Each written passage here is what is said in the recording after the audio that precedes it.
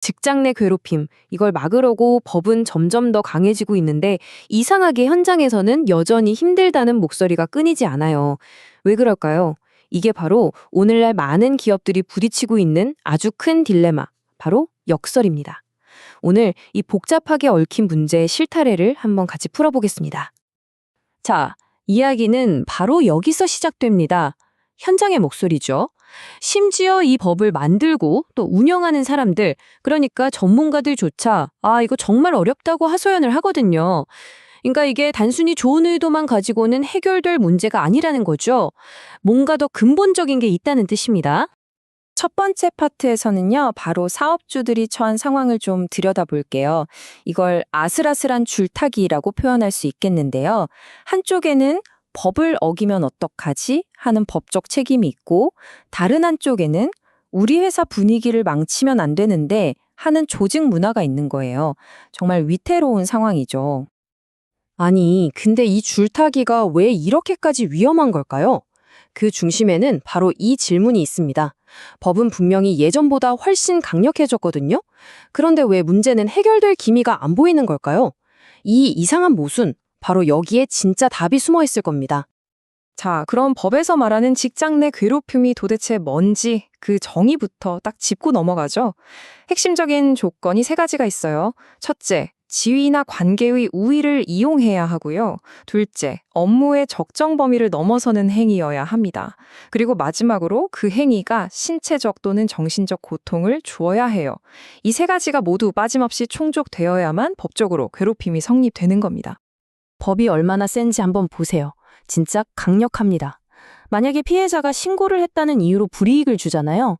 그럼 최대 3년 징역형까지 받을 수 있어요. 이건 정말 어마어마한 처벌이죠. 심지어 사업주가 직접 가해자다? 그럼 1,000만 원 이하 과태료. 신고를 받고도 에이 하고 뭉갰다. 그래도 500만 원 이하 과태료입니다. 와, 이 정도면 겉으로 보기에는 정말 꼼짝 못하게 만들어 놓은 것 같죠? 네, 그런데 문제는 여기서부터입니다. 이렇게 처벌 규정만 빡빡하게 만들어 놓는 걸로는 충분하지 않았던 거예요. 오히려 처벌에만 너무 초점을 맞추다 보니까 이 제도가 가진 근본적인 한계가 슬슬 드러나기 시작한 거죠. 그리고 바로 이 통계가 그 한계를 너무나도 명확하게 보여줍니다. 이거 한번 보세요. 정말 충격적입니다. 2023년에 조사를 해봤더니 직장 내 괴롭힘을 정말 큰 용기를 내서 신고한 분들 있잖아요. 그분들 중에 무려 54%, 그러니까 절반이 넘는 분들이 소송을 당하거나 해고되는 식의 보복, 즉 2차 가해를 겪었다는 거예요. 이건 뭘 의미할까요? 지금의 시스템이 피해자를 제대로 지켜주기는커녕 오히려 더 큰 위험에 빠뜨리고 있다는 명백한 증거죠. 바로 이 지점이 문제의 핵심입니다. 시스템이 오로지 처벌에만 집중하게 되면요, 사람들은 어떻게 문제를 해결할까가 아니라 어떻게 하면 처벌을 피할까를 먼저 생각하게 돼요. 이게 바로 책임 회피 문화로 이어지는 겁니다.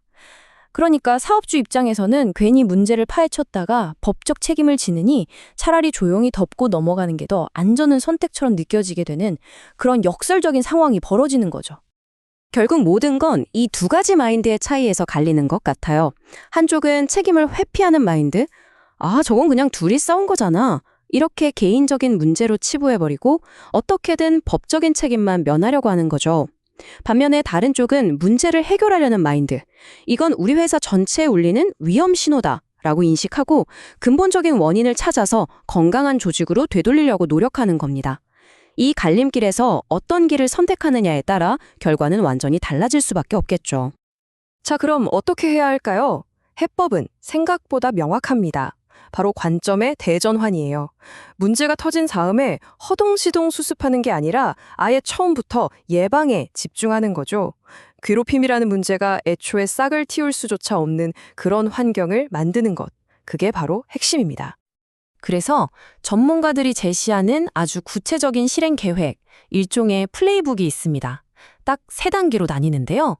첫 번째는 예방입니다. 괴롭힘이 생기기 어려운 문화를 만드는 거죠. 두 번째는 상담입니다. 만약 신고가 들어오면 무엇보다 공감하는 자세로 대응하는 거예요. 그리고 마지막 세 번째는 조사. 아주 단호하고 또 공정하게 문제를 처리해서 마무리하는 겁니다. 근데 예방이라고 하니까 뭔가 되게 거창하고 어려운 걸 떠올리실 수도 있는데요. 전혀 그렇지 않아요.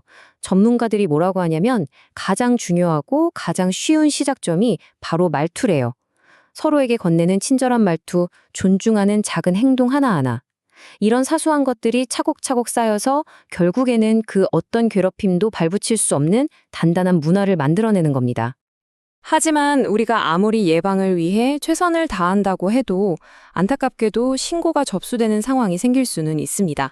바로 그때, 그 결정적인 순간에 어떻게 대응하느냐가 정말 모든 걸 결정합니다. 자, 그럼 이제 플레이북의 두 번째와 세 번째 단계, 상담과 조사에 대해 좀 더 자세히 알아볼까요? 자, 상담 단계입니다. 여기서 가장 중요한 걸 딱 하나만 꼽으라면 그건 바로 들어주는 것이에요. 경청이죠. 피해를 호소하는 직원에게는 섣부른 조언이나 해결책을 제시하는 것보다 그냥 그 사람의 이야기를 아무런 판단 없이 끝까지 들어주는 것. 그것만으로도 정말 큰 힘이 되거든요. 특히 절대 하면 안 되는 말이 있어요. 바로 나도 옛날에 그런 일 겪어봐서 아는데 이런 말. 이건 위로가 아니라 오히려 더 큰 상처가 될 수 있으니까 정말 조심해야 합니다. 자, 이제 정식 조사 단계로 넘어왔습니다. 여기서 제일 중요한 건 이걸 누가 착한 사람이고 누가 나쁜 사람인가 하는 흑백 논리로 봐서는 절대 안 된다는 거예요. 단순히 누가 잘못했네 이걸 따지는 게 아니라 훨씬 더 넓게 봐야 합니다. 예를 들어 두 사람의 평소 관계는 어땠는지, 그 일이 어떤 특정한 상황이나 맥락에서 벌어졌는지, 피해자는 어떻게 반응했는지, 또 가해자로 지목된 사람이 진심으로 미안해하고 있는지까지 이런 모든 것들을 종합적으로 고려해야만 비로소 공정한 결론에 다가갈 수 있는 거죠. 자, 이렇게 예방부터 상담, 조사까지 이 모든 과정을 하나로 꿰뚫는 아주 중요한 원칙이 하나 있습니다.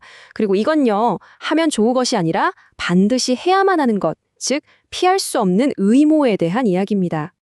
직장 내 괴롭힘 문제를 해결하려고 노력하는 거요. 이건 그냥 우리 회사 이미지 좋아지겠지 하는 식의 경영 전략 차원의 문제가 절대 아닙니다. 이건 우리와 함께 일하는 동료, 우리 직원들을 보호해야 할 회사의 가장 근본적이고 기본적인 의무인 겁니다. 오늘 우리가 나눈 이 모든 이야기, 이걸 딱 한 문장으로 압축하면 바로 이겁니다. 사용자의 괴롭힘 대응과 예방은 직원들에 대한 의무사항이다. 더 이상 해도 그만, 안 해도 그만이 아니라는 거죠. 선택이 아닌 필수라는 이 명확한 메시지, 우리 모두가 마음속에 꼭 새겨야겠습니다.